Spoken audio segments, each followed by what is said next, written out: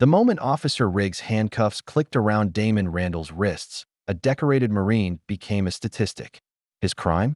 Being black in an upscale mall while his son retrieved a sketchbook from their car. As his wife Naomi watched in horror, and his teenage daughter Zaria captured everything on her phone, Damon maintained the same discipline that had earned him multiple combat medals. What authorities didn't realize, their casual injustice had just ignited a fight for dignity that would expose deep institutional failures, mobilize veterans across the country, and transform one family's humiliation into a movement that even the most powerful forces couldn't silence. Just before we get back to it, I'd love to know where you're watching from today, and if you're enjoying these stories, make sure you're subscribed. The smell of pancakes and warm maple syrup filled the Randall home on what promised to be a perfect Saturday morning. Damon Randall stood at the stove, his broad shoulders relaxed as he flipped another golden brown pancake onto the growing stack. At 42, he moved with the quiet confidence of a man who knew his place in the world. His auto shop had finally started turning a consistent profit after years of 12-hour days, and today was meant to be a celebration, a rare full day with his family. "Dad, are these blueberry?" 10-year-old Malik appeared at his elbow, peering at the pancakes with hopeful eyes. The boy had inherited Damon's thoughtful demeanor, but possessed a curiosity that reminded Damon of himself before life had taught him caution. "You bet. Just how you like them." Damon ruffled his son's short curls. "Go wash up and tell your mom and sister breakfast is ready." As Malik scampered off, Damon's eyes automatically swept the kitchen windows, checking the locks, noting the clear sight lines to the backyard fence. Old habits. He'd installed the security system himself last year, top of the line, with cameras covering every approach to the house. Naomi entered the kitchen wearing a summer dress that accentuated her graceful figure. At 39, she carried herself with the poise of a woman comfortable in her own skin. Her natural hair was styled in neat twists, and she wore the pearl earrings Damon had given her on their 15th anniversary. "Someone's in a good mood," she said, sliding her arms around his waist from behind. "You even made the fancy coffee." Damon smiled. "It's a big day. Your pop-up got approved. That calls for celebration." Naomi's face lit up. After years of friends and family telling her she should sell her soul food commercially, she'd finally taken the leap. The mall had approved her weekend pop-up restaurant, a first step toward the brick-and-mortar place she'd always dreamed of. "I was thinking we could grab lunch at the plaza and check out the space again," she suggested. "The kids could use a day out, and I want to get a better feel for foot traffic." "Sounds perfect." Damon nodded, though a small crease appeared between his brows. The Westfield Plaza was in the upscale part of town, not somewhere their family frequented often. Zaria shuffled into the kitchen last, her 15-year-old frame draped in an oversized t-shirt. She slumped into a chair at the table, phone in hand. "Morning, sunshine," Damon said, sliding a plate in front of her. Zaria muttered something unintelligible, not looking up from her screen. "Phone away at breakfast," Naomi reminded her, a gentle firmness in her voice. "Family time." With an exaggerated sigh, Zaria set her phone face down beside her plate. "I was just checking college application deadlines." Damon's spatula paused mid-flip. "College applications? You're a sophomore." "Early research," Zaria replied, spearing a pancake. "Northwestern has this amazing journalism program. And Columbia, those are all out of state," Damon observed, his voice carefully neutral. "That's kind of the point," Zaria said. "I want to see more than just this town." Naomi caught Damon's eye, a silent communication passing between them. They'd discussed this before, Zaria's restlessness, her desire to make an impact on the world. It worried Damon more than he let on. "Plenty of good schools in state," he said mildly, sitting down with his own plate. Zaria rolled her eyes. "Dad, the whole point of college is to experience new things. Meet different people. Make a difference." "You can make a difference anywhere," Damon replied. "It's about how you live, not where," says the man who joined the Marines to see the world. Zaria shot back, a heavy silence fell. Malik looked up from his pancakes, eyes darting between his father and sister. "That was different," Damon finally said, his voice low. "How?" "Because you were serving your country?" Zaria made air quotes. "I want to serve too, just not by hiding in this bubble you've created." "Zaria," Naomi warned. Damon set his fork down carefully. There's a difference between living like a civilian and making a real impact. Sometimes the quieter path is the harder one. Whatever. Zaria stabbed at her breakfast. You're just paranoid. Not everywhere is a war zone, Dad. Damon didn't respond, but his jaw tightened. He'd heard similar words before, from buddies who came home and couldn't adjust, from commanders who insisted certain missions were routine, from politicians who promised their sacrifices mattered. Experience had taught him otherwise. How about we focus on Mom's good news? He suggested instead, redirecting the conversation. First step toward Naomi's soul kitchen, right? The tension eased as Naomi described her plans for the pop-up, the menu, the setup, the small chalkboard sign she'd already designed. Even Zaria perked up, offering to help with social media promotion. We should go check it out, Malik said, excitedly. Can I bring my sketchbook? I want to draw the space for Mom. An hour later, the Randalls were in their SUV headed toward Westfield Plaza. Damon drove carefully, one hand on the wheel, eyes constantly checking the mirrors.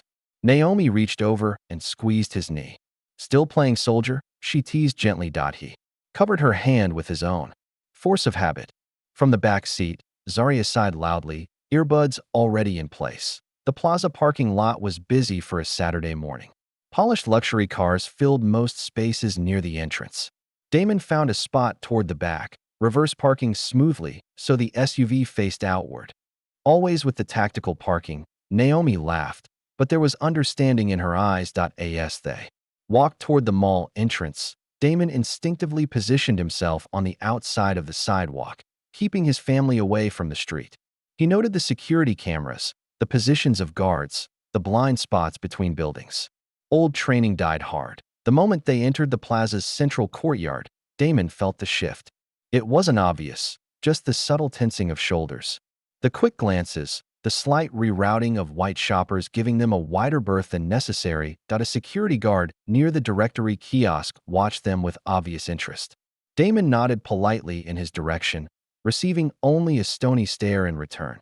The space is just past the food court, Naomi said excitedly, either not noticing or choosing to ignore the guard's scrutiny. They're giving me the corner spot with the best foot traffic. Malik stayed close to his mother, his earlier enthusiasm dimmed by the hushed whispers and sideways glances. Zaria, meanwhile, had noticed everything. Her posture had stiffened, and her eyes held a familiar defiance. Over there, Naomi pointed, leading them toward a small storefront with temporary signage. As they approached, Damon realized he'd left his wallet in the car.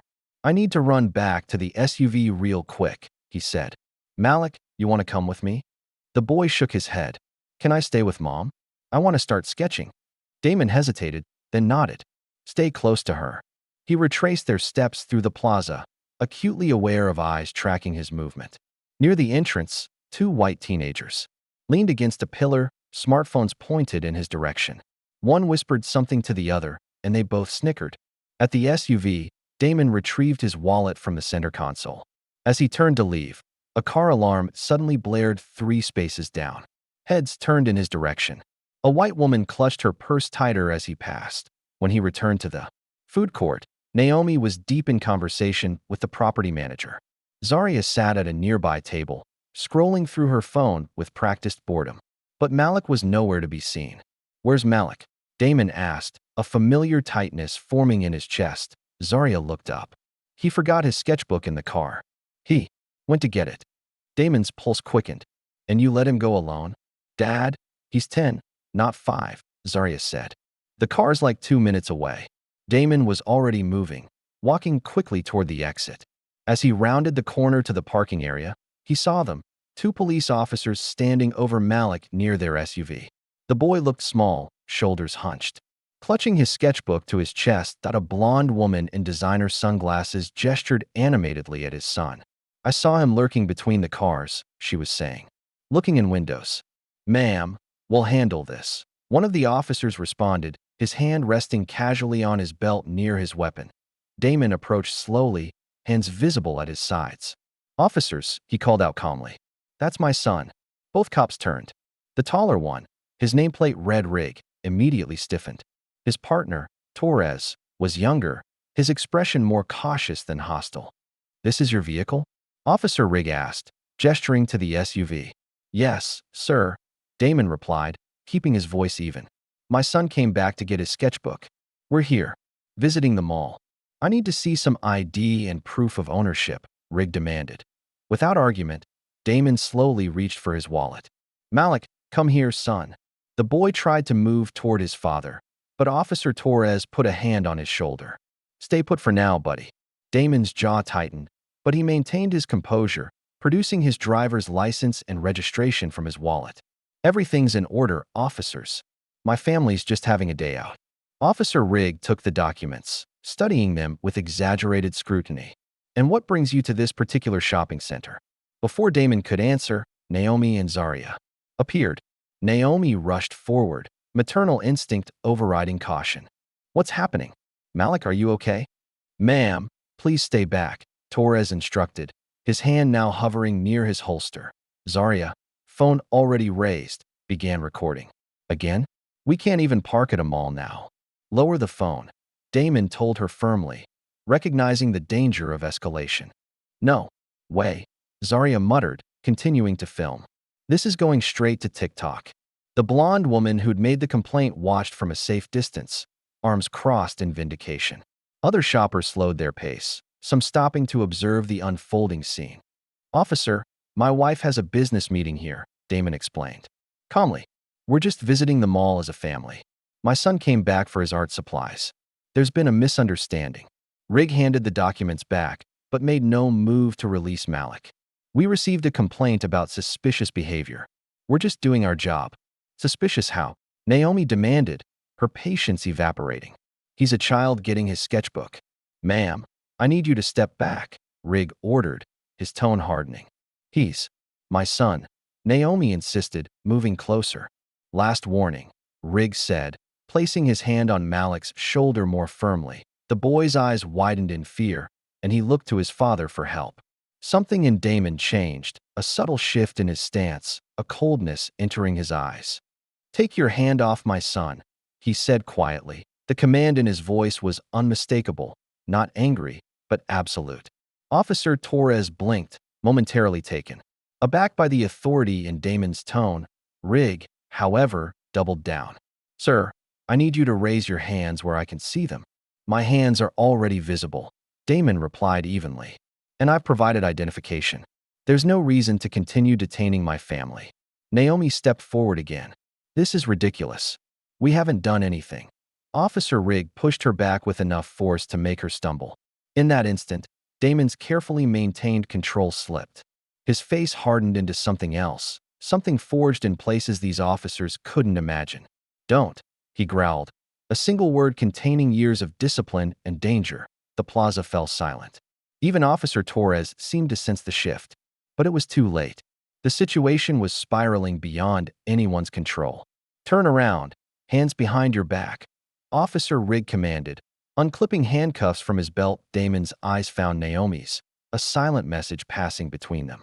She gave an almost imperceptible nod, and Damon complied, turning slowly while keeping his movements deliberate and non-threatening.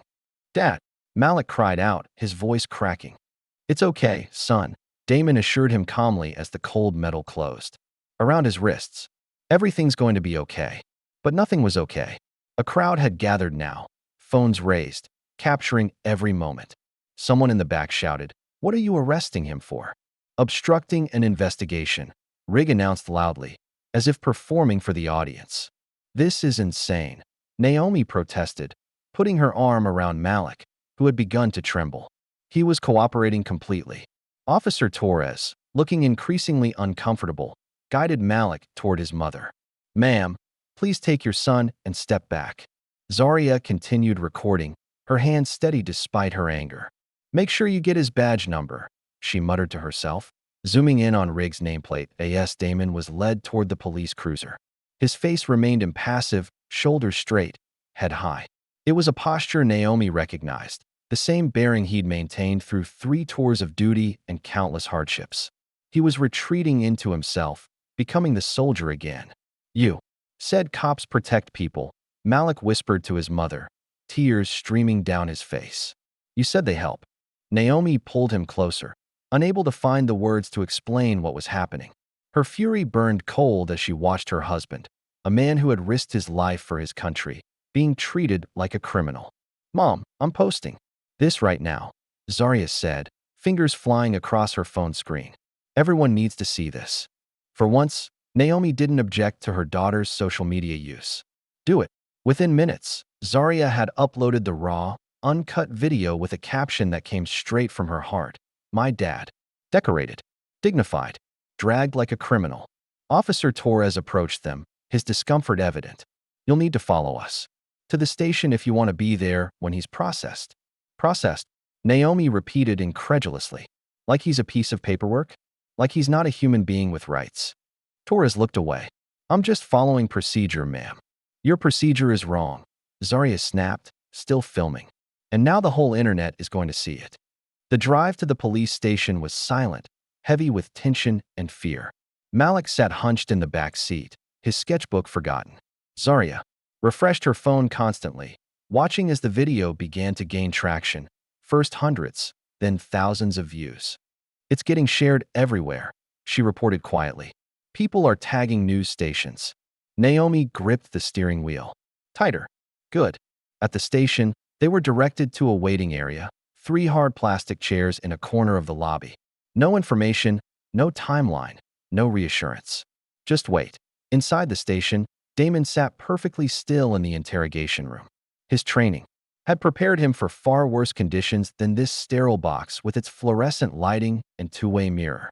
When the door finally opened, a detective entered with Officer Rigg. "Mr. Randall," the detective began, consulting a file. "I understand there was an incident at Westfield Plaza." "There was a misunderstanding," Damon replied evenly, "which could have been resolved on scene with basic communication. According to Officer Rigg, you were confrontational and refused to comply with simple instructions." Damon's expression didn't change. "I presented identification, answered questions respectfully, and only objected when my minor son was physically restrained and my wife was pushed. I'd like to speak with an attorney before answering further questions." The detective's eyebrows rose slightly. Most people continued talking, trying to explain themselves. Damon's calm assertion of his rights was unexpected. "That's your right," the detective acknowledged, making a note in the file. As he flipped through the paperwork, something caught his attention. He frowned, then looked up at Damon with new interest. "Damon Randall, Marine Corps, retired major?" he asked. Damon nodded once. The detective excused himself, leaving Damon alone with Officer Rigg, who leaned against the wall with forced casualness. In the hallway, the detective approached a senior officer. "Sir, we may have a situation." The man Officer Rigg brought in, "He's Major Damon Randall." The senior officer's face paled. "Are you sure?" "Positive. I recognized the name from the Veterans Memorial Committee." The senior officer disappeared into an office, closing the door firmly behind him. Within minutes, he was on the phone with his captain. "Sir, Randall's name just pinged federal records." "Yes, that's right. We've got a restricted alert. Highly commended Marine. Do not detain unnecessarily. Multiple decorations, sir. Purple Heart. I think we need to." Outside in the sweltering heat, Naomi, Zaria, and Malik continued to wait. 2 hours had passed. Malik had fallen asleep, his head on his mother's lap. Zaria's phone battery was nearly depleted from constant updates and messages. An elderly white man approached them hesitantly. His weathered face was kind beneath a veterans of foreign wars cap. "Excuse me," he said. "I couldn't help overhearing. Did I understand correctly that Damon Randall is your husband?" Naomi tensed, protective instincts flaring. "Yes. Do you know him?" The man nodded. "Not personally, but I know of him. I'm Carl Weber. I own the hardware store over on Maple. I've seen his name on the service plaques around town." He shook his head sadly. "This isn't right. Not for any man, but especially not for someone who served like he did." Naomi's defenses lowered slightly. "They won't tell us anything. They won't let us see him." Carl's jaw tightened. "That's not right. Listen, I know some people. Let me make a call." As Carl stepped away, Naomi pulled out her own phone and scrolled through her contacts until she found the name she was looking for, Angela Baxter. They'd been friends in college before life took them in different directions. Angela to law school and a career in civil rights law, Naomi to marriage and motherhood. They hadn't spoken in months, But if there was ever a time to reconnect, it was now. Angela answered on the third ring. Naomi, is everything okay? No, Naomi replied, her voice finally breaking. Everything is very much not okay. She explained the situation as concisely as possible. Angela listened without interruption, then spoke with the calm assurance of someone who had handled similar cases all too often. I'm on my way, she said. Don't say anything else to anyone. I'm contacting media contacts right now. This stops today. Meanwhile, Zaria's video was spreading like wildfire. Local news stations had picked it up, and reporters were already gathering outside the precinct. When someone dug up Damon's military background, the multiple medals, the overseas rescue operations, the Purple Heart, public opinion shifted dramatically. Inside the station, the atmosphere had changed. Officers spoke in hushed tones. The captain emerged from his office looking grim. Orders were given to process Damon Randall immediately and release him without charges. When Damon finally walked out of the precinct doors, the sun was beginning to set. Despite everything, he carried himself with dignity, back straight, eyes forward, no visible anger on his face. Naomi rushed to him, Malik clinging to her side. Zaria hung back, watching her father with a new understanding. Reporters swarmed around them, shouting questions. Major Randall, how do you feel about being detained while shopping with your family? Is this the first time you've experienced racial profiling? Do you plan to take legal action against the department? Damon ignored them all until one question cut through the noise. Anything to say, Major? He paused then, turning to face the cameras directly. For a moment, the mask slipped, and everyone, reporters, onlookers, his family, saw the weight of not just today, but years of similar indignities large and small. I fought wars for this country, he said quietly, his voice carrying in the sudden silence. I never thought I'd come home to this. The words hung in the air, simple and devastating. Then he turned away, putting his arm around Naomi and Malik, reaching out to include Zaria. Together, the Randall family walked to their car, leaving the chaos behind them. But as they drove home in silence, all four of them knew that nothing would ever be the same again. The spotlight had found them, and in its harsh glare, old wounds would be exposed and new fires would ignite. Dawn broke over the Randall home, painting the sky in gentle pinks and golds that belied the storm brewing. Around them, Damon stood at the kitchen window, coffee untouched in his hand, watching the first news van pull up across the street. It wouldn't be the last. The decorated Marine handcuffed for being black in public. The headline had appeared on every major news network overnight. Zaria's video had been viewed millions of times, shared by celebrities, politicians, and veterans groups across the country. The hashtag Major Randall was trending nationwide. They're back, Damon said quietly as Naomi entered the kitchen. She moved beside him, peering through the blinds at the growing media presence. I counted 3 vans when I woke up. There'll be more. Damon said nothing, but his shoulders tensed as he noticed a reporter setting up for a live shot on their front lawn. The sanctity of their home, their safe place, was being eroded by the minute. Did you sleep at all? Naomi asked, though she already knew the answer. A little, he lied. Upstairs, Malik's frightened cry pierced the morning quiet. Naomi was halfway up the stairs before Damon could move, maternal instinct propelling her forward. She found their son tangled in his bedsheets, face slick with tears. Baby, it's okay, she soothed, gathering him into her arms. You're home. You're safe. They were taking Daddy away again. Malik sobbed against her shoulder. They wouldn't stop. Naomi rocked him gently, her own eyes filling with tears she refused to shed. Not now. Not when her family needed her strength to lie in her room. Zaria sat cross-legged on her bed, scrolling through an endless stream of notifications. Her video had been picked up by national news outlets, her inbox flooded with interview requests and messages, some supportive, others filled with vile language she'd never repeat to her parents. The weight of what she'd started pressed heavily on her 15-year-old shoulders that a sharp knock at the front door startled them all. Damon moved cautiously to answer it, checking through the peephole first. Outside stood Angela Baxter, impeccably dressed in a tailored suit despite the early hour, a leather briefcase in hand. They're vultures, she said by way of greeting, nodding toward the media encampment. Don't talk to any of them without me present. Damon stepped aside to let her enter. Angela had arrived at the police station yesterday, just as they were leaving, immediately taking charge of the situation with a competence that reminded him of the best officers he'd served under. People who knew exactly what needed to be done. In a crisis, the whole family's being pulled into this, Damon said quietly as he led her to the living room. Malik had nightmares. Zaria's phone won't stop ringing. Angela's expression softened momentarily. How are you holding up? Before he could answer, Naomi appeared with Malik clinging to her side, his young face still marked by fear. Angela knelt to the boy's eye level. Hi, Malik. I'm your mom's friend, Angela. I'm here to help your family. The boy regarded her warily. Can you make them go away? He asked, gesturing toward the window where camera lenses were visible through the blinds. Not right away, Angela answered honestly. But I can make sure they treat your family with respect. And I can make sure what happened to your dad doesn't happen again. Zaria joined them, her phone finally set aside. The video's at 4 million views, she reported. People are organizing protests at the police station. Angela nodded. That's part of what we need to discuss. The public response is creating pressure, which is good, but it also makes you targets. She opened her briefcase and pulled out several folders.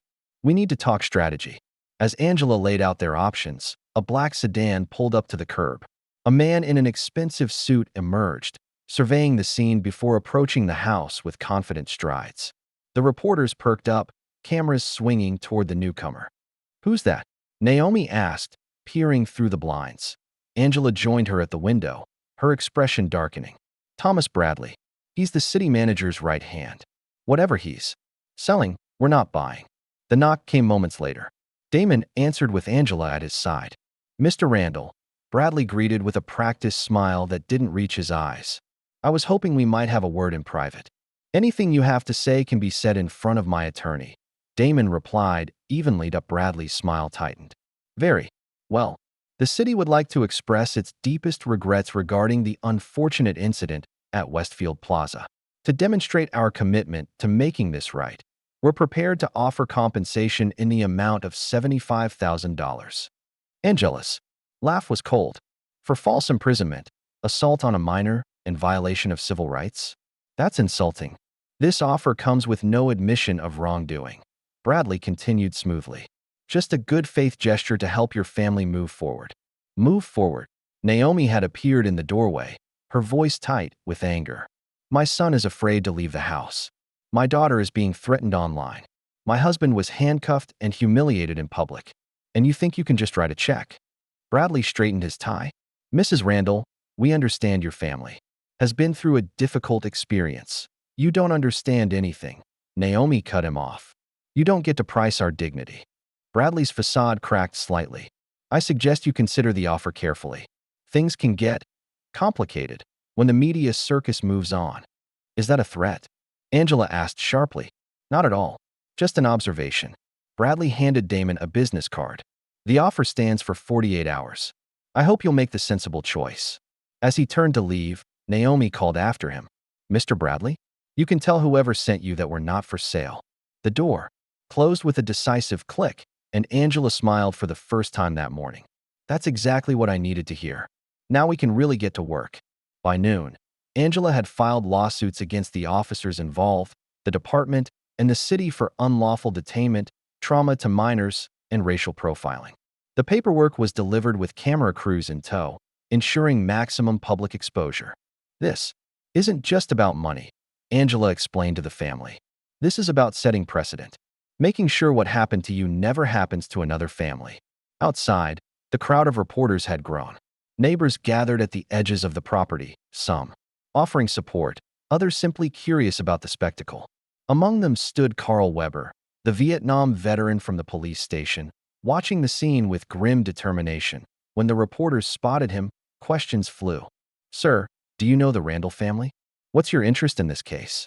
Carl straightened, adjusting his VFW cap. I don't know them personally, but I know what it means to serve this country and come home to find the freedom you fought for doesn't always apply to you. The cameras swung toward him, sensing a story. Damon Randall saved lives overseas. Carl continued, his voice gaining strength. Now it's time we fight for him here. He looked directly into the nearest camera. I'm calling on every veteran in this town to stand with this family. If we don't defend each other, who will? His impromptu speech, delivered from the courthouse steps, was broadcast on local news within the hour. By evening, a small group of veterans had formed a protective line between the media and the Randall home, creating a buffer zone of respect. Inside, Damon watched the coverage with growing discomfort. This wasn't what he wanted, to be the center of attention, to have his military service paraded for public consumption. He'd always kept that part of his life compartmentalized, separated from his identity as a husband, father, and business owner. They're making me into some kind of symbol, he told Naomi as they prepared dinner. That's not why I served. I know, she replied softly. But maybe this is a different kind of service. Maybe this is how you fight now. Damon shook his head, unable to articulate the conflict within him. How could he explain that the spotlight felt more dangerous than any battlefield he'd faced? That public scrutiny threatened the careful walls he'd built to protect his family from the realities he'd witnessed overseas. As night fell, a statement from the police chief appeared on the evening news. Standing before a bank of microphones, Chief Wilson expressed regret for any misunderstanding, but defended his officer's actions as standard procedure in response to a citizen complaint. The statement was accompanied by carefully edited bodycam footage that omitted key moments from the confrontation. The chief concluded by suggesting that Damon had failed to immediately comply with officer instructions. Zaria, watching from the couch, immediately pulled out her phone. "They're lying," she said, fingers flying across the screen. "I have the whole thing unedited. Everyone's going to see what really happened." Within minutes, she had posted a side-by-side comparison of the police footage and her own video, highlighting the discrepancies. The post spread even faster than her original video. Later that night, as the house finally quieted, Malik slipped out of bed. The media presence had dwindled after dark, but he remained cautious as he crept down the stairs and toward the front door. In his pocket was a carefully written note, childish handwriting on notebook paper, folded into a tight square. He had nearly reached the door when Damon's voice came from the shadows of the living room. "Malik? What are you doing up, son?" The boy froze, tears immediately filling his eyes. I needed to." Damon crossed the room and knelt before his son. "Tell me." "I wanted to ask him why he hates us," Malik whispered, pulling out the note. "The police officer who pushed Mom. I wanted to know why." Damon's heart broke as he took the note, reading. The simple question written in a child's hand. "Why did you hurt my family?" "Come here," he said softly, pulling Malik into his arms. Together they sat on the front steps of their home, the night air cool against their skin. "Sometimes people are afraid of what they don't understand," Damon explained carefully. "And sometimes that fear makes them do wrong things. But that's about them, not about us." "But we didn't do anything wrong," Malik insisted. "No, we didn't." Damon looked up at the stars, the same stars he'd gazed at from distant deserts and foreign mountains. "The hardest battles aren't always the ones we can see, Malik. Sometimes they're right here at home." Later, after tucking Malik back into bed, Damon retreated to the garage. It was his space, the one place where he could still feel in control. Surrounded by tools and the familiar smell of motor oil, he finally allowed himself a moment of vulnerability. From a locked drawer in his workbench, he withdrew a faded photograph. Four Marines in desert camo, arms around each other's shoulders, dust and exhaustion on their faces, but pride in their eyes. His finger traced the face of the man beside him, Jason Miller, killed 2 weeks after the photo was taken. "We fought beside each other," Damon whispered to the empty garage. Color didn't matter there. The tears came then, silent and powerful, the first he'd allowed himself since this ordeal began. He wept for his son's lost innocence, for his daughter's premature cynicism, for his wife's quiet strength in the face of indignity. And he wept for the country he'd served, a place of both extraordinary promise and profound disappointment. Naomi found him there an hour later, the photograph still in his hands. Without a word, she sat beside him on the concrete floor and leaned her head against his shoulder. They stayed that way until dawn, drawing strength from each other's presence in the quiet darkness. Morning brought a surprising phone call. The governor herself, expressing concern and promising justice. "This isn't who we are as a state," she insisted. I want to present you with a state honor for your service. Damon's response was measured. With all due respect, Governor, what happened to my family isn't about medals or honors. It's about dignity. It's about my children feeling safe in their own community. After the call, Zaria approached her father with unexpected news of her own. Oxford University offered me a full scholarship, she said, showing him the email on her phone. For journalism. They saw my video. Damon stared at the screen, pride and concern warring within him. His daughter, barely 15, being recognized for capturing one of the worst moments of their lives. I turned it down, Zaria continued, surprising him. I'm not done yet. I'm writing a book about your life, Dad. About who you really are, not just what happened at the mall. Damon looked at his daughter, really looked at her, and saw not just the rebellious teenager but the determined young woman she was becoming. Are you sure that's what you want? Zaria nodded firmly. I need to tell this story. Our story. 4. The first time since the incident, Damon felt something shift within him. A recognition that perhaps this unwanted spotlight might serve a purpose after all. Not as a symbol or a hashtag, but as a chance to speak truth to power. To leave a legacy for his children beyond caution and survival. Then we'll tell it together, he said. The rain fell in sheets, drumming against the roof of the Randall home like distant artillery. 2 weeks had passed since the incident at Westfield Plaza, and though the media presence had diminished, the aftershocks continued to ripple through their lives. Damon sat at the kitchen table, coffee cooling before him, a tablet open to a fringe news site. The headline glared up at him. Major Randall, hero or fraud? Sources question military record. They're saying I exaggerated my service, he told Naomi, his voice flat. That the medals were routine, not earned. Naomi leaned over his shoulder, scanning the article with growing anger. They're desperate. They can't attack what happened at the mall, so they're trying to undermine you. Before Damon could respond, his phone rang, Angela calling with news. We have a problem, she said without preamble. Officer Rigg has filed a countersuit against you for emotional distress. He claims you were intimidating and hostile, creating a threatening environment that caused him psychological harm. That's ridiculous, Damon replied, keeping his voice. Even despite the surge of anger, I was cooperative throughout the entire encounter. It's a tactic, Angela explained. They're hoping to muddy the waters, make this about your behavior rather than theirs. The department is backing him. They've approved the suit to proceed. As Damon processed this news, Zaria burst into the kitchen, her face pale. Dad, someone leaked your military records online. She handed him her phone. On the screen was a document, official Department of Defense letterhead, details of his service record, including mission locations and commendation specifics that were supposed to remain classified. This is restricted information, Damon said, scanning the document. With growing concern, who would have access to this? The answer came later that afternoon. A silver Toyota pulled up to the house, and a man Damon hadn't seen in 7 years emerged, Charlie Lane, former Marine Corps captain, now sporting a beard and civilian clothes. Been a while, Major, Charlie said when Damon answered the door. The 2 men embraced briefly, the connection of shared combat evident in their grip. Charlie had been Damon's commanding officer during his final tour, a man who'd seen the worst and best of what Damon was capable of. What brings you here, Charlie? Damon asked, though he suspected the answer. Charlie glanced around before lowering his voice. Your situation has stirred up some interest in certain circles. People are asking questions about Syria.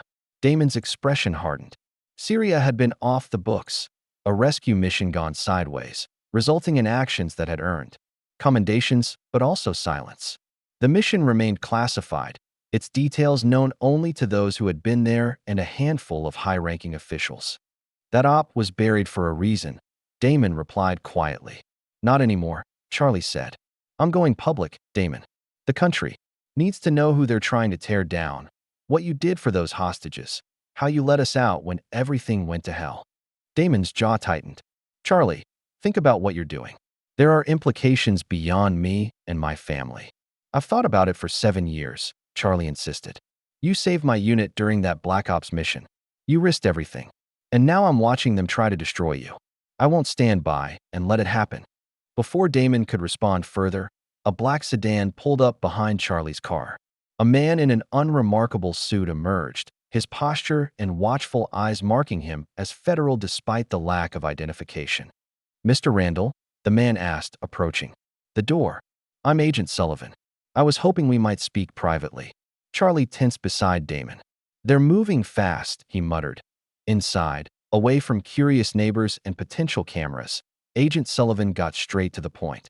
"We're aware of Captain Lane's intentions to discuss classified operations. That would be inadvisable for all parties concerned." "Is that a threat?" Damon asked calmly. Sullivan's expression remained neutral. "A reminder of ongoing obligations. You have family, Major Randall. Some truths are better left buried."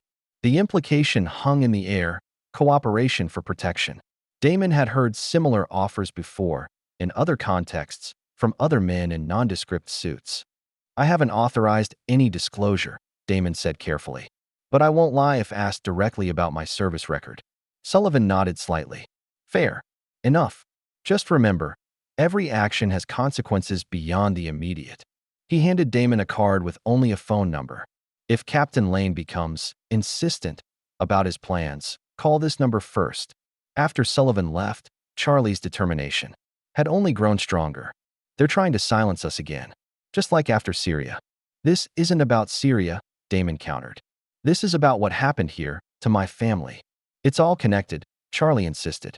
"The system that buries truths about what happens overseas is the same system that protects cops who abuse their power at home. I'm going public, with or without your blessing." Damon knew that look, had seen it in Charlie's eyes before missions, had felt it in himself during the most critical moments of combat. There would be no talking him down. That evening, Zaria rushed into the living room, face pale. "Dad, someone sent me this." She handed him her phone, open to an anonymous message. "Your dad's a liar. You'll regret this." Naomi, seeing the message, over Damon's shoulder, exploded. "That's it. We're done. I want us out of the spotlight, out of this town if necessary. This has gone too far." Damon studied the message, noting its careful wording, the implicit threat beneath the surface. "We can't run from this," he said quietly. "That's what they want, for us to disappear, to stop fighting." "Fighting?" Naomi's voice cracked with emotion. "Is that what this is to you? Another war? These are our children, Damon. Our family." Before Damon could respond, his phone rang. Carl Weber calling with news that turned the situation even darker. "Someone torched my store last night," Carl said without preamble. "Insurance will cover most of it, but that's not the point. They spray-painted Vet Trader on what's left of the walls." Damon's blood ran cold. "Carl, I'm so sorry. This is because of your support for us." "Don't you dare apologize," Carl cut him off. "I made my choice, and I'd do it again." Within the hour, Damon was at the charred remains of Weber's hardware, the acrid smell of smoke still hanging in the air. Yellow police tape cordoned off the building, but the message spray-painted across the damaged storefront was clearly visible. "They're investigating it as arson," Carl explained, standing beside Damon in the parking lot. "But between you and me, I don't expect much." The officer who took my statement seemed more interested in my connection to your case than in finding who did this. Damon surveyed the damage, guilt and anger warring within him. "This is on me, Carl. You stood up for my family, and this is the result." Carl shook his head firmly. "I'm 72 years old, Damon. I fought in Vietnam, came home to people spitting on my uniform. I swore then I'd never stay silent again when I saw injustice." He placed a weathered hand on Damon's shoulder. "This isn't on you. This is on the people who think intimidation can silence the truth." As they stood there, a sleek town car pulled up to the curb. A woman in her 50s emerged, her confident stride and sharp eyes marking her as someone accustomed to command. She approached Damon directly, hand extended. "Mr. Randall? I'm Catherine Sloan, senior editor at Westbridge Publishing. Your daughter's quite the writer." Damon's brow furrowed. "My daughter? Zaria's only 15. And remarkably talented," Catherine replied. "Her piece about your family has been making the rounds in our office. We'd like to offer her a book deal." "A book about what exactly?" Damon asked, caution evident in his voice. That Catherine's smile was professional but calculating. "The inside story of the American hero brought low by racism. Your daughter has a unique perspective that our readers would find compelling." Damon's jaw tightened. "My daughter isn't available for exploitation, Miss Sloan." If you'll excuse me. That evening, Zaria confirmed what Damon had suspected. She'd been approached directly by the publisher through social media, offered a significant advance for a tell-all about her father and their family's ordeal. I turned them down, she said, surprising him. They didn't want your story, Dad. They wanted a victim narrative. That's not who we are. Damon pulled his daughter into a hug, pride swelling in his chest. No, he agreed softly. That's not who we are at all. The next morning brought Angela back to their home with a new proposal. I've been contacted by other families, she explained, spreading files across the kitchen table. All victims of profiling. By this department. All with similar experiences to yours. How many? Naomi asked. 17 so far, Angela replied. Spanning the last 5 years. Different officers, same patterns. Your case has given them courage to come forward. She looked directly at Damon. I'm building a multi-family lawsuit, a coalition strong enough to force real change in the department. But we need a face, someone whose story can't be ignored or dismissed. Her meaning was clear. Damon was silent for a long moment, weighing the implications. Becoming the public face of this fight would mean more scrutiny, more threats, more pressure on his family. But it would also mean standing for something larger than himself. I'll do it, he said finally. On one condition. We protect the privacy of Malik and Zaria as much as possible. This is my choice, not theirs. The following day, Damon made that choice visible in the most public way possible. Dressed in his full Marine dress uniform, medals gleaming in the morning sun, he took position outside City Hall. No signs, no chants, no speeches. Just silent presence, standing at parade rest from sunrise to sunset. Word spread quickly. Supporters gathered at a respectful distance. Media returned. By midday, the image had gone viral. The decorated Marine, standing in silent dignity before the seat of local power. The contrast between his honorable service and his treatment by local authorities couldn't have been more stark. Hours into his vigil, an unexpected visitor approached. A prominent black chef named Marcus Washington, whose restaurants had earned national acclaim. Mrs. Randall, he said, introducing himself to Naomi, who had been watching from nearby.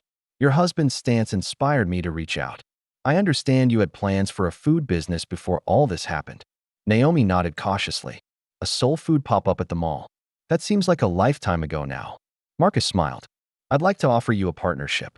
Your recipes, my platform. A different kind of protest. One that builds something new instead of just fighting the old. Why would you do that? Naomi asked, suspicious of yet another stranger inserting themselves into their lives. Because change happens 2 ways, Marcus replied. Through confrontation, like your husband is doing right now. And through creation, building. New power, new spaces where we define the rules. He handed her his card. Your food. Your fire. That's a different kind of protest. As the sun began to set, Damon maintained his position 12 hours into his silent protest. His back ached, his feet burned, but he remained motionless, channeling the discipline that had carried him through far worse conditions overseas. From across the plaza, Charlie Lane watched with a small group of veterans who had gathered in support.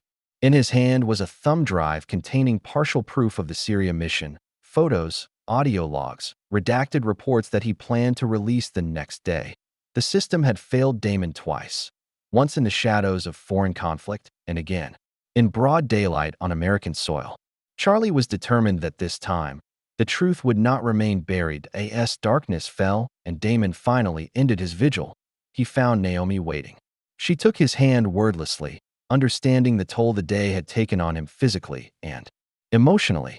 Marcus Washington offered me a partnership, she told him as they walked to their car. A chance to start over with the restaurant. Damon squeezed her hand. Are you going to take it? Naomi nodded, a new determination in her eyes. I think I am. We need to build something too, not just tear down what hurt us. For the first time in weeks, Damon felt a glimmer of hope. Not that the fight was over, but that perhaps something meaningful could emerge from their pain. As one battle intensified around them, another path was opening. A chance not just to demand justice, but to create something lasting in its wake. Damon's silent protest became the image nobody could ignore. Within 24 hours, photographs of him standing motionless in his dress blues outside City Hall had circulated globally. News anchors, celebrities, politicians, and ordinary citizens across the country shared the powerful visual, a decorated Marine forced to stand in silent dignity against the very system he had risked his life to defend. Schools began incorporating the image into current events discussions. Veterans groups organized Stand with Damon demonstrations in dozens of cities. Even those who had initially questioned the racial dynamics of the incident found it difficult to argue with the simple, profound statement Damon had made without uttering a single word. "It's spreading faster than we anticipated," Angela told the family over breakfast. 3 days had passed since the silent protest, and the momentum showed no signs of slowing. "The governor's office has called twice today. They're getting nervous." Naomi nodded, stirring her coffee absently. The partnership with Marcus Washington was moving forward. They had spent the previous evening reviewing recipes and discussing branding for what would become Naomi's Soul Kitchen. The business plans provided a welcome distraction from the storm surrounding her family. "Any news from the police department?" Damon asked. "Nothing official," Angela replied. "But my sources say there's infighting. The mayor is publicly blaming Chief Wilson for mishandling the situation from the beginning." Zaria entered the kitchen, her face unusually serious for a Saturday morning. "Dad, something came for you." She held out a small package that had been delivered to their doorstep. Damon's instincts immediately sharpened. "Did you see who delivered it?" Zaria shook her head. "It was just sitting there when I went to get the mail."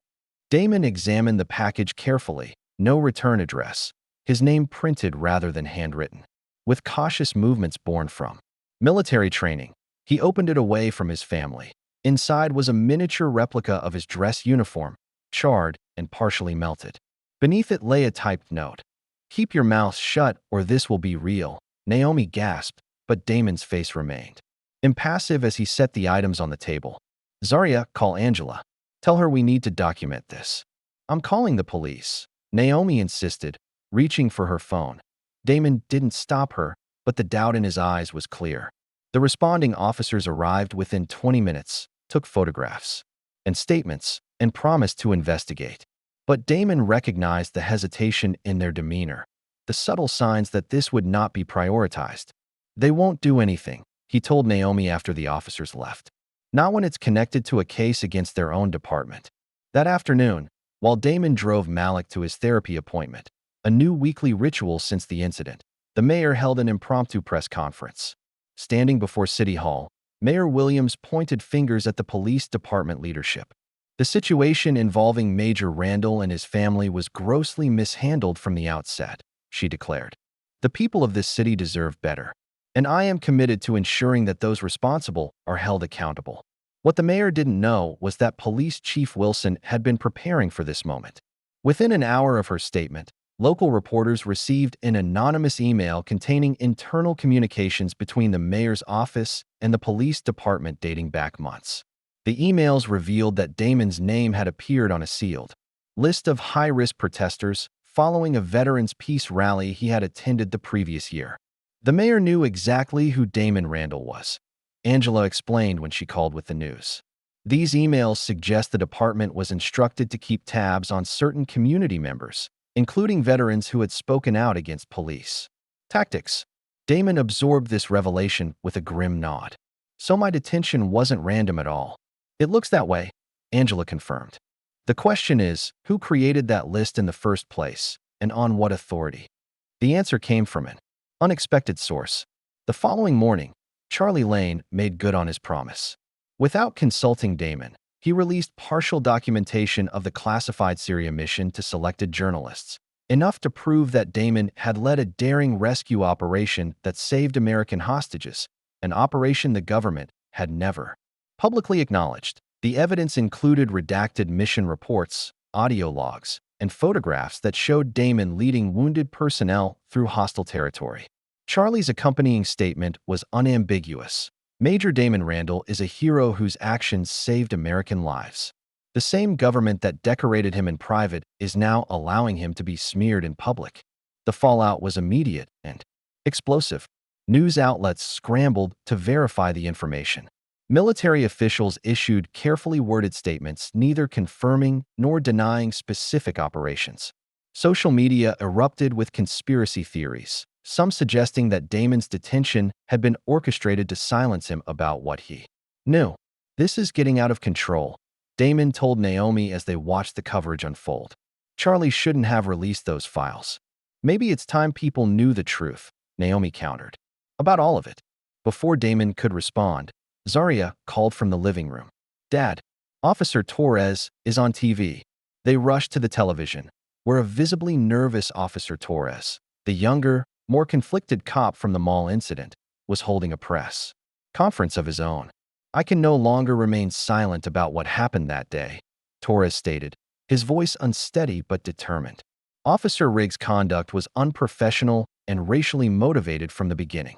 Torres went on to release body cam footage that had been suppressed, showing Rigg taunting Malik and muttering a racial slur under his breath during the confrontation. This footage was deliberately excluded from the department's public release.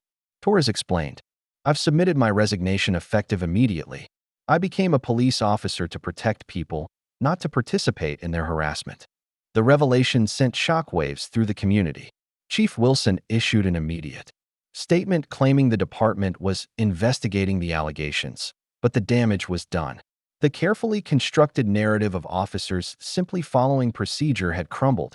That evening, the tension that had been building between Damon and Naomi finally erupted. As they prepared for bed, Naomi confronted him about the mounting threats against their family. "It's not going to stop, is it?" she asked, her voice tight with emotion. First the anonymous messages, then the package, now Charlie releasing classified information. "Where does it end, Damon?" "I don't know," admitted. "But we can't back down now, can't we?" Naomi challenged. "I'm afraid of losing our children to this. This where you've brought home with you." The words hung in the air between them, sharp and painful. Damon stared at her, wounded by the accusation but unable to deny the kernel of truth within it. "That's not fair," he said quietly. "I didn't ask for any of this." "Didn't you?" Naomi's eyes shimmered with unshed tears. "You've always been preparing for something, Damon. Checking locks, scanning rooms, teaching the kids to be careful. Some part of you has been waiting for this fight." Damon had no answer. Without another word, he turned and walked out of the bedroom, down the stairs, and out into the night. Naomi didn't try to stop him. The next morning brought news that shattered what remained of their normal life. Malik, walking to school with a friend, was stopped by a campus safety officer asking for his hall pass. The boy, traumatized by his experience at the mall, had frozen in panic, then collapsed in tears. Damon was in a meeting with Angela when Naomi called. He rushed to the school to find Malik in the nurse's office, curled into himself, eyes vacant and fearful. "Hey, soldier," Damon said softly, kneeling beside his son. "I'm here now." Malik looked up, his young face streaked with tears. "He wasn't even a real police officer, Dad. Just the school guard. But I couldn't breathe." Something broke inside Damon as he gathered his son into his arms. This was no longer about principle or justice or even his own dignity. This was about Malik's safety and future, about whether his children would inherit his fear or his courage. When he carried Malik to the car, Naomi was waiting. Their eyes met over their son's head, a silent understanding passing between them. This was the turning point. That afternoon, Angela filed the class action lawsuit against the city and police department, with Damon's detention and family trauma as the lead case. 17 other families joined the suit, each with their own stories of profiling and mistreatment. The city's response came swiftly. A representative arrived at the Randall home with an offer, $2.5 million to drop all public actions and sign a non-disclosure agreement. "Take it and disappear," the official advised, not unkindly. "Your family has been through enough." Damon considered the offer seriously. The money would secure Malik and Zaria's future, allow them to move somewhere new, start fresh. But then, he remembered his son's vacant eyes in the nurse's office, the charred uniform replica, the veterans who had stood in solidarity with his silent protest. "If I do that," Damon replied, "this happens to the next family, and they won't have a voice." With his decision made, Damon fully committed to the fight ahead. So did Zaria, who published her first major article with guidance from a mentor at an independent media outlet. Titled "My Father is a Marine." America called him a threat. The piece provided a personal, unflinching account of how the incident had affected their family, The article hit 4 million reads in its first week. Requests for interviews flooded in. News vans returned to their street. But this time, the Randalls were ready, united in purpose, clear in their message, determined to see this through to whatever end awaited them. The morning of the trial dawned. Clear and cold, the kind of crystalline autumn day that seemed too beautiful for the weight of what was to come. News vans lined the street outside the courthouse. Protesters gathered on the steps, some supporting the Randalls, others defending. The police department. Damon adjusted his tie in the hallway mirror, the familiar ritual of preparing his uniform replaced by civilian formality. Naomi appeared beside him, elegant in a navy dress, her hand finding his. Together, she said simply. Malik and Zaria waited in the living room, both dressed for court. Angela had arranged for them to be there for the opening statements, then escorted home by trusted friends. Neither child would testify today, though both would likely take the stand later in the proceedings. Remember what we talked about, Damon told them. You answer only what you're asked. You tell the truth. And you remember that no matter what happens in that courtroom, we're going to be okay. The family walked into the courthouse together. A wall of cameras and shouted questions greeting them. Damon's face remained impassive, but he held Naomi's hand firmly as they made their way through the crowd. Inside the courtroom, Angela waited with her team of assistants. The prosecution table was organized with military precision, documents tabbed and highlighted, exhibits numbered and ready. Across the aisle, the city's legal team projected cool confidence, led by William Bennett, a silver-haired litigator known for defending municipal entities against civil rights claims that the Randalls took their seats. Officer Rigg entered with his attorney. He nodded to the defense table, but pointedly avoided looking in Damon's direction. Officer Torres was nowhere to be seen. His testimony would come later, his decision to break ranks making him the prosecution's star witness. "All rise," the bailiff called as Judge Martha Harmon entered. A respected jurist with 20 years on the bench, Harmon was known for running a tight courtroom and showing little patience for legal theatrics. After preliminary matters were handled, Angela rose for her opening statement. With measured precision, she laid out the facts of the case, the unwarranted detention, the trauma inflicted on a minor, the pattern of similar incidents suggesting systemic bias. This case is not just about one afternoon at a shopping mall, she concluded. It's about whether we truly believe that all citizens deserve equal protection under the law, regardless of the color of their skin or the neighborhood they call home. William Bennett's opening took a different approach. This case is about a regrettable misunderstanding, he began, his voice resonant with practiced sincerity. About dedicated public servants responding to a citizen complaint and following established protocols. Were mistakes made? Perhaps. But was there malice? No evidence will support such a claim. Then came the first surprise of the trial. Bennett pivoted to what would clearly be the cornerstone of their defense. The evidence will show that Major Randall, while undoubtedly brave in combat, has struggled with the transition to civilian life. His hypervigilance, his confrontational stance, these are consistent with post-traumatic stress disorder, a condition that deserves our sympathy but also contextualizes the officer's perception of threat. Damon's jaw tightened, but he gave no other outward reaction to the strategy. They were going to use his service against him, paint him as unstable, dangerous, a veteran unable to distinguish between war zones and shopping malls. During the lunch recess, Angela addressed the tactic. We anticipated this, she assured the family. They're trying to shift focus from racial profiling to your mental state. But we have your psychological evaluations from the VA showing your balanced mental health and your years of trauma advocacy work. This will backfire on them. The afternoon brought the first witnesses, mall security personnel, and the woman who had made the initial complaint about Malik. Under Angela's cross-examination, the woman admitted she hadn't actually seen Malik trying to enter any vehicles, merely looking around suspiciously. And what, specifically, made his behavior suspicious to you? Angela pressed.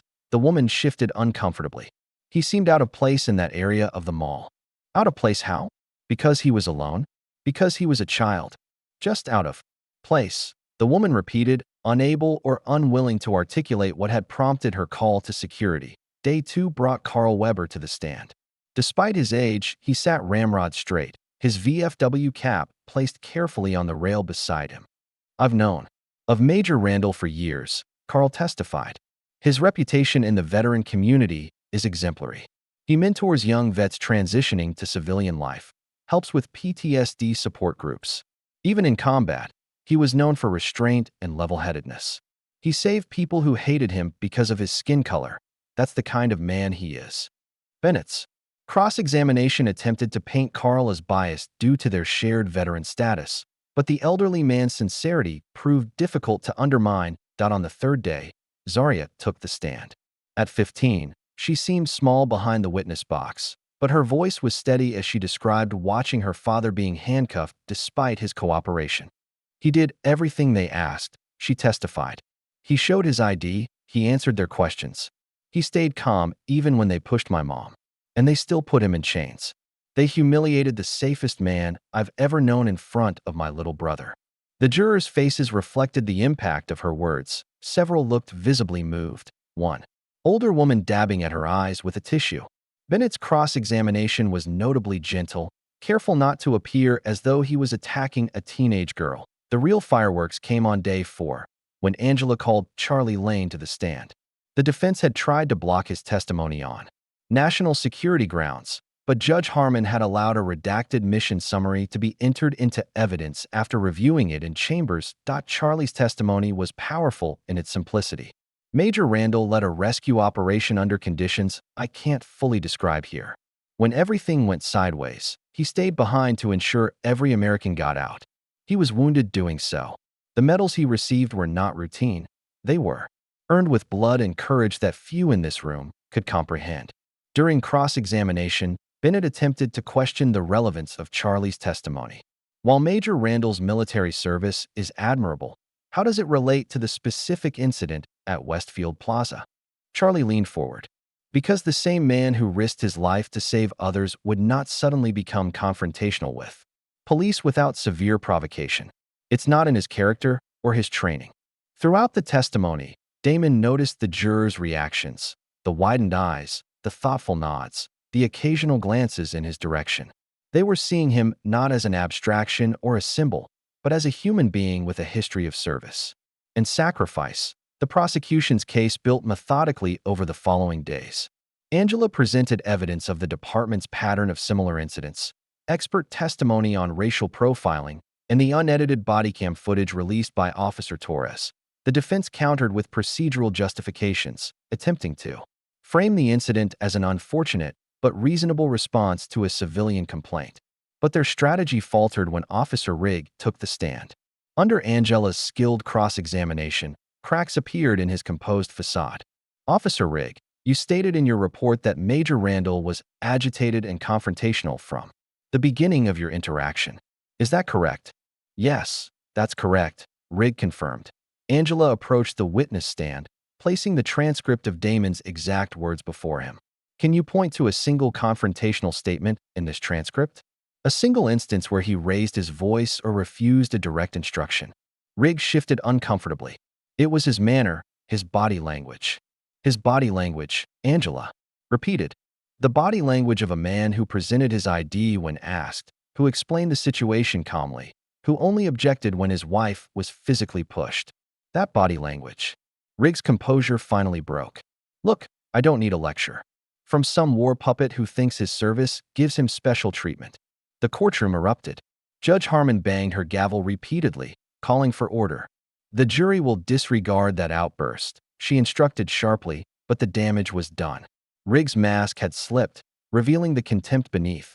During the final days of testimony, Angela introduced a letter Naomi had written to Damon during his final tour, a private communication never intended for public consumption, but powerful in its honesty. You promised to come home whole, Naomi had written. But how do I keep you whole when the battlefield followed you?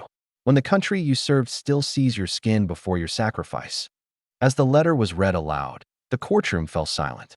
Naomi reached for Damon's hand beneath the table, their fingers intertwining in shared vulnerability. Finally, after 2 grueling weeks of testimony, it was Damon's turn to address the court. He stood slowly, straightening his suit jacket, a civilian now, but with the bearing of the officer he had once been. I never wanted to be a symbol, he began, his voice quiet but carrying to every corner of the hushed courtroom. I never sought attention or recognition. I only wanted what every parent wants, for my son to feel safe in his own skin, in his own community. That day at the mall, that simple wish was made impossible. He paused, looking directly at the jury. I've faced enemy fire. I've made life or death decisions under unimaginable pressure. But nothing prepared me for seeing fear in my son's eyes. When he looks at a police officer, men and women who should represent safety, not danger. That's what this case is really about. Not my dignity, but his future. As Damon returned to his seat, the weight of his words hung in the air. The closing arguments that followed seemed almost anticlimactic. Angela summarized the evidence with precision. Bennett emphasized the difficult nature of policing and the split-second decisions officers must make. Finally, Judge Harmon instructed the jury and sent them to deliberate. As the courtroom emptied, Damon and Naomi remained seated momentarily, alone in the eye of the storm that had engulfed their lives. Whatever happens now, Damon said quietly, we did what was right. Naomi squeezed his hand. Yes, we did. Outside, the crowd had grown. Supporters prepared for the verdict. Officers stood at attention, awaiting judgment on one of their own. Media crews readied their equipment for breaking news. And through it all, the Randall family walked together, united by forces that had tried to tear them apart. Win or lose, everything would change tomorrow. The jury deliberated for 3 days. 3 days of unbearable waiting, of restless nights and tense mornings. 3 days during which the Randall family retreated into the sanctuary of their home, avoiding news, coverage, and well-meaning phone calls alike. 3 days during which the city held its collective breath, knowing that whatever the outcome, nothing would be the same afterward. On the morning of the 4th day, Angela called. They've reached a verdict. 1 hour. The drive to the courthouse was silent. Malik had been left with Naomi's sister, deemed too young to bear the weight of this moment in person. Zaria sat in the back seat, fingers flying across her phone screen as she updated her growing audience about what was happening. People are already gathering, she reported. Both sides. Outside the courthouse, the scene resembled something between a protest and a vigil. Supporters clutched signs bearing Damon's image from his silent protest. Others wore blue ribbons in support of law enforcement. News crews jostled for position on the steps. Angela met them at a side entrance, her face giving nothing away. Whatever happens in there, she told them quietly, remember that the truth doesn't change based on 12 people's opinions. The courtroom was packed to capacity. Officer Rigg sat at the defense table, jaw set, eyes forward. When Judge Harmon entered, the room fell into expectant silence. Has the jury reached a verdict? She asked. The foreperson, a middle-aged black woman with silver-streaked hair, stood. We have, Your Honor. Judge Harmon nodded. On the first count, unlawful detention based on racial profiling. How do you find? We find the defendants guilty. A murmur swept through the courtroom. Damon remained motionless, his face a carefully composed mask. On the second count, excessive force resulting in psychological trauma to minors. How do you find? We find the defendants guilty. Naomi reached for Damon's hand, squeezing it tightly. On the third count, violation of civil rights under color of law. How do you find? We find the defendants guilty. The verdict continued, guilty on all counts against both Officer Rigg and the department. When the final charge was read, the courtroom erupted in a mixture of cheers and protests. Judge Harmon banged her gavel repeatedly, calling for order. This court will reconvene tomorrow for the damages phase, she announced before adjourning. The session. Outside, the crowd had swelled, news of the verdict spreading like wildfire. As the Randall family emerged with Angela at their side, a roar went up from supporters. Cameras flashed. Reporters shouted questions. Major Randall, how do you feel about the verdict? Damon paused, surveying the scene with the calm assessment of a man who had faced far worse chaos. Justice was served today, he said simply. Not just for my family, but for every family who has experienced similar treatment. The damages phase proved equally decisive. After hearing testimony about the ongoing trauma to Malik, the impact on Zaria's education, and the threats the family had endured, the jury awarded $9.7 million in damages, far more than the city's settlement offer. We don't want wealth, Damon told reporters afterward. We want peace. We want accountability. We want change. That change began almost immediately. Within days of the verdict, a deeper investigation into Officer Rigg revealed multiple instances of perjury during the trial, evidence that had been withheld, previous complaints of racial bias, falsified reports, suddenly surfaced as department insiders, sensing which way the wind was blowing, began to talk. Rigg was arrested on camera as he left his apartment, still in his bathrobe, stunned disbelief on his face. "What about my pension?" he screamed as officers led him to a waiting cruiser. No one answered. The ripples spread outward. The Justice Department announced a formal investigation into the department's practices. The mayor, facing mounting pressure and cratering approval ratings, resigned. Chief Wilson was placed on administrative leave pending a separate investigation into the creation and maintenance of the high-risk protesters, list on which Damon's name had appeared. Through it all, the Randall family watched with a mixture of vindication and weariness. The victory had come at a steep price, their privacy violated, their security threatened, their lives fundamentally altered. "Is it over?" Malik asked one evening as they ate dinner, the first meal in weeks not interrupted by urgent phone calls or breaking news. "Not exactly," Damon answered honestly. "But we've turned a corner." 2 weeks after the verdict, an unexpected invitation arrived, a gathering of Damon's former Marine unit at the Veterans Memorial Park. He attended with some reluctance, unsure of his reception after Charlie's revelations about their classified mission. What he found instead was a celebration. Former comrades, some he hadn't seen in years, gathered to honor him with a long-delayed recognition, the Defense Medal of Valor, awarded unofficially by the men who had served with him. "The brass may never acknowledge what you did in Syria," Charlie said as he presented the medal. "But we know, and we won't forget." Damon accepted the honor, not for himself, but for Malik, a tangible symbol of the principles he hoped to instill in his son. "A man's worth isn't measured by the medals on his chest," he told the boy later as they examined the award together. "It's measured by the courage in his heart and the integrity in his actions." Remember that. While Damon came to terms with his new public identity, Naomi was building something new from the ashes of their ordeal. With Marcus Washington's backing, she opened her first soul food pop-up, not at Westfield Plaza as originally planned, but in a community space downtown. She named it Homefront, a nod to both her family's military connection and her belief that real change begins at home. Opening night exceeded all expectations. The line stretched around the block, a diverse crowd united by the promise of good food and the chance to show support. Carl, still recovering from the arson attack on his hardware store, insisted on helping in the kitchen despite his age. Zaria, her college applications temporarily set aside, served plates with the efficiency of someone twice her age. "People keep asking for your jambalaya recipe," she told her mother during a brief lull. "I told them family secrets aren't for sale." Naomi laughed, a genuine, unguarded sound that had been too rare in recent months. "Smart girl. Some things are just for us." Across the crowded dining room, Damon watched his wife in her element, confident, radiant, finally pursuing the dream that had been interrupted by their ordeal. His attention was drawn to Malik, who sat at an upright piano in the corner, playing the simple tunes he'd been learning since therapy had revealed music's calming effect on his anxiety, that a stranger approached the boy, requesting a song. Malik, once shy, now nodded and began to play. The simple melody carried through the room, a moment of beauty born from pain. The success of Naomi's restaurant was matched by Zaria's growing profile as a young writer. Her observations about her family's experience, combined with her natural talent for storytelling, had caught the attention of major publishing houses. She finally accepted an offer, but with a condition that surprised her parents. "I'm donating all the profits to a legal aid fund," she explained, "for families who can't afford someone like Angela." Damon's pride in his daughter was tempered only by concern for the burden she had assumed. "You're 15, Zaria.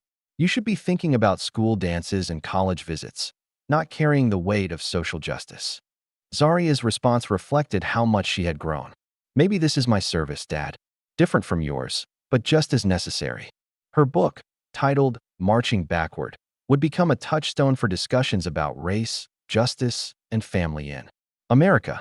But that was still to come. For now, the Randalls were learning to navigate their new reality, a life in the public eye, marked by both opportunity and scrutiny. The threats had diminished, but not disappeared entirely. Just the previous week, Naomi had noticed a suspicious man watching the restaurant from across the street. Carl had made a quiet call to veteran friends who now took turns keeping watch. "Yeah, they're here again," he'd said into his phone, voice low. "Same car as Tuesday." Damon prepared for whatever might come next, not with weapons or fortifications, but with allies and community. The isolation he had once relied on for safety had given way to a network of support: veterans, activists, neighbors who understood that his family's fight was, in many ways, their own point. One evening, as the city lights began to twinkle below them, Damon and Naomi stood on the rooftop garden of Marcus Washington's flagship restaurant. The successful chef had invited them for a private dinner, away from curious eyes and constant demands. "Do you ever think about leaving?" Naomi asked, her voice soft in the gathering dusk. "Just packing up and starting over somewhere else." Damon considered the question seriously. "Sometimes," he admitted. "But then I remember what we've built here, what we're still building." Naomi turned to face him, searching his eyes for the truth. "Do you want to vanish or stand taller?" A smile touched Damon's lips, the first genuine one in longer than he could remember. "Maybe it's time to build something bigger." Spring arrived with a gentle persistence, green shoots pushing through soil once thought barren. 6 months had passed since the verdict, and though the media spotlight had dimmed, the impact of the Randall case continued to ripple outward. Damon stood in what had once been an abandoned community center, surveying the transformation taking place around him. Volunteers, many of them veterans, worked alongside local youth, painting walls, repairing fixtures, creating something new from neglect. "The basketball court should be finished by next week," Carl reported, clipboard in hand despite his insistence that he was just helping out. At 73, he had become Damon's right hand in this new venture, the Sentinel House, a youth center offering therapy, self-defense training, and job skills, with a special focus on kids of color. "We're still short on computer equipment," Damon noted, making a mental note to reach out to potential donors. Carl nodded toward the entrance. "Looks like your son has an audience." In the center's small lobby, Malik stood before a group of younger children, reading from a sheet of paper clutched in his hands. At 11, he had grown taller in recent months, his face losing some of its childish softness but none of its sensitivity. Damon moved closer, careful not to interrupt. Malik's voice grew stronger as he read, my dad's shadow, is big and tall. It kept me safe when I was small. But sometimes shadows hide the light and keep the scary things from sight. My dad fought wars in distant lands, came home with scars on heart and hands. He taught me how to watch and wait, to lock the doors and check the gate. But when they took him from my sight, his shadow stretched into the night. And I learned shadows can't protect from those who swear they must inspect the color of our skin, our name, as if our blood is not the same. My dad's shadow taught me more than just to fear what lies in store. It showed me how to stand up straight when others try to spread their hate. Now I cast my shadow too, beside my dad's. We make it through. Two shadows standing side by side, no longer needing place to hide. The children applauded, some asking questions that Malik answered with growing confidence. Damon remained at a distance, unwilling to interrupt this moment of his son's emerging voice. That evening, Damon received a call from Angela Baxter. In the months since the trial, their professional relationship had evolved into genuine friendship. "It's official," she told him without preamble. "I'm running for district attorney." "About time," Damon replied, smiling. "The current one isn't exactly earning his paycheck." "I need your endorsement," Angela continued. "Your case has made you a powerful voice in this community. People listen when you speak." Damon hesitated. He had deliberately avoided political entanglements throughout his life, had considered it part of his duty as a military officer to remain neutral. But times had changed. He had changed. "You'll have it," he promised.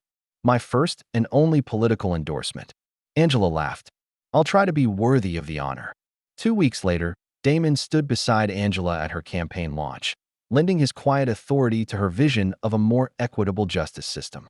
It was the first step in a new kind of service, one that used his unexpected platform to challenge the very structures that had failed his family. Zaria, now 16 and increasingly confident in her role as a young journalist, had launched a podcast examining issues of race, justice, and community.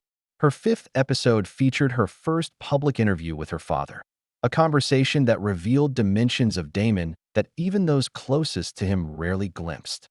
"If you could change one moment from everything that's happened," she asked him, "would you stop yourself from speaking out that day at the mall?" Damon considered the question carefully, aware of the thousands who would hear his answer.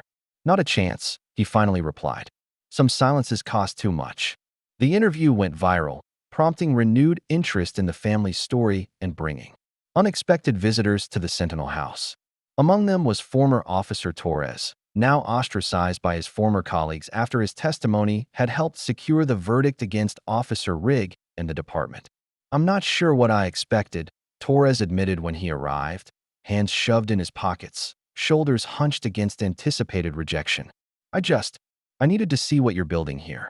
Damon studied the younger man, saw the cost of his choices etched in the shadows beneath his eyes, the tension in his posture.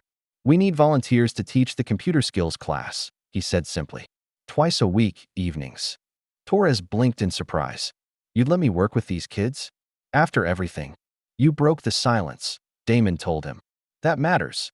Torres joined the center's growing staff, his perspective as a former officer providing valuable insights for teens navigating interactions with law enforcement. His presence was initially controversial, but Damon stood firm in his decision. Redemption required opportunity, and bridges couldn't be built from one side alone. Summer brought new recognition for Naomi. Her restaurant had expanded from a pop-up to a permanent location, and her community cooking classes had become so popular that she'd started a waiting list. At a televised ceremony, she accepted the Community Woman of the Year award, her family watching proudly from the front row.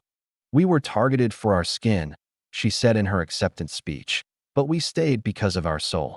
This community, with all its flaws and all its beauty, is where we choose to build our future."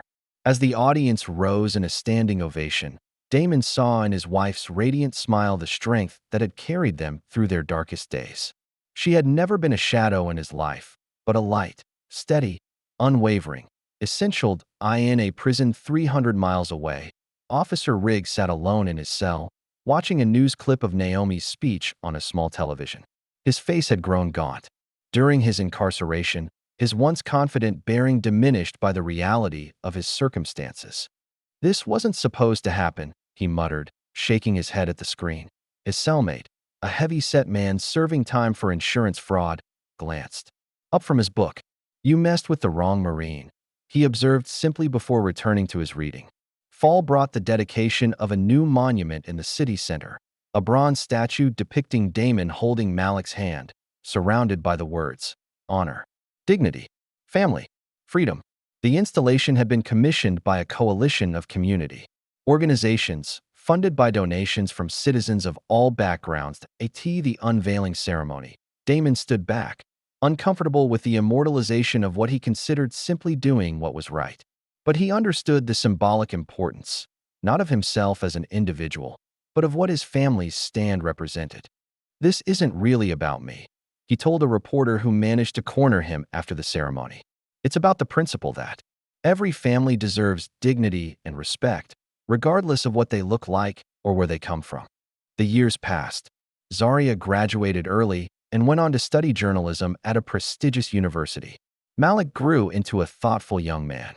His early trauma transformed into empathy and determination. Naomi's restaurant became a local institution, as much a community gathering place as a business, and Damon continued to build the Sentinel House into something that outlasted the headlines, a living legacy more meaningful than any bronze statue or court victory. 5 years after the incident at Westfield Plaza, a new school opened on the city's east side, Randall Preparatory Academy for Leadership and Service. At the dedication ceremony, Zaria, now a professor of journalism and civil rights history, gave the keynote address. "My father taught me that true service isn't about medals or recognition," she told the assembled students and families. "It's about standing for what's right, especially when it would be easier to stay silent. It's about using whatever privileges you have, education, platform, voice, to create space for those who have been denied them." As she spoke, Damon sat in the audience, pride swelling in his chest. His daughter had found her voice, her purpose, His son sat beside him, tall and confident at 15, already talking about applying to the Naval Academy. Naomi held his hand, the silver in her hair catching the sunlight. Later that evening, the family gathered on a park bench as the sun began its descent, painting the sky in shades of gold and crimson. For once, there were no reporters, no supporters, seeking autographs or selfies, no threats lurking in shadows. Just quiet, just peace. Are we safe now? Malik asked, echoing a question he had first posed years ago. When the world had seemed determined to prove otherwise, Damon looked at his son, saw the man he was becoming, the legacy he would carry forward.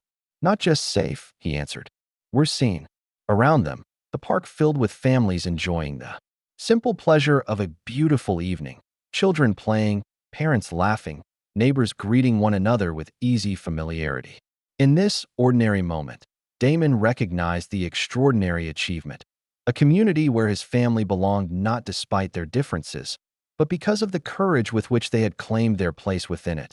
The struggle hadn't ended with a verdict or a settlement. The work of building a more just world continued, day by day, choice by choice.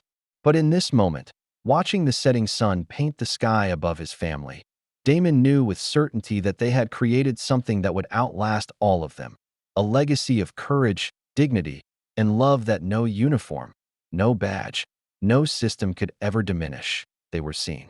And in being seen, they had helped others find the courage to stand visible in their own truth. That was a victory no court could award and no threat could take away. That was their true legacy. What does it truly cost us when we let injustice pass unchallenged in our own communities? If Damon's story moved you, like and subscribe for more powerful narratives that force us to confront the America we have and imagine the one we could create.